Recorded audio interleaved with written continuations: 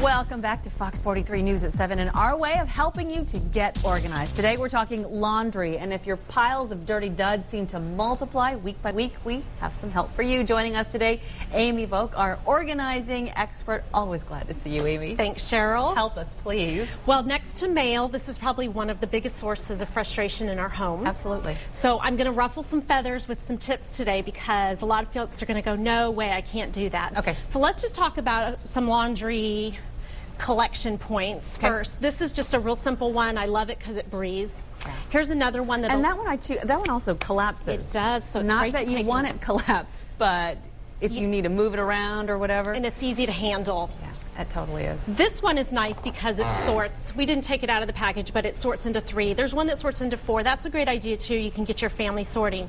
Yeah. Here's 3 major tips I want to share with folks. The number one is to do a load a day. What we do? A load a day? A load a day. What we do, what most of my clients do, and what most of us have been taught to do is have a laundry day. But what that ends up being is a 5 or 6 hour project, and who wants to spend, especially their summer days, doing that? True. If you put a load in the morning and then you transfer it to the dryer in the afternoon, it takes 5 minutes to fold or to put away in the evening, and it becomes manageable instead of this huge pile.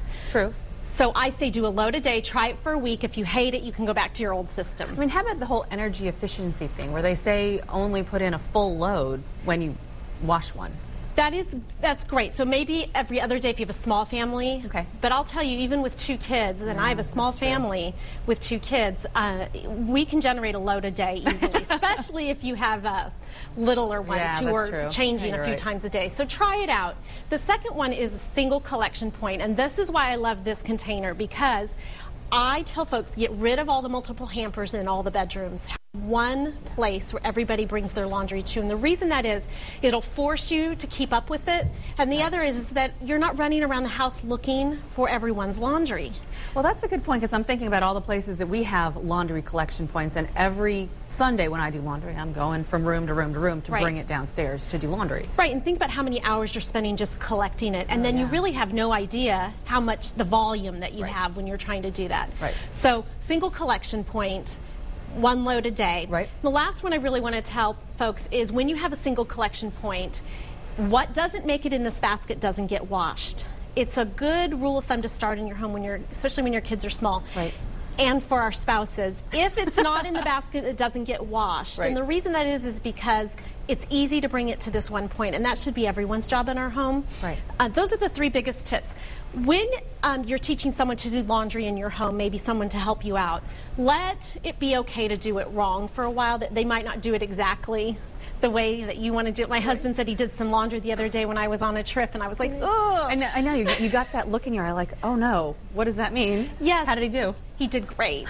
Yeah, but I had to be willing to accept that it might not have been done perfect. Right. You mean let go of control. And that is hard. That is hard to do. Because my husband says that too. He's like, I want to take over. And I'm like, I don't know about that. But let him help you and let it be okay that it's done wrong, especially with the laundry. But the biggest thing I want to really encourage folks to do is try the load of day. Okay.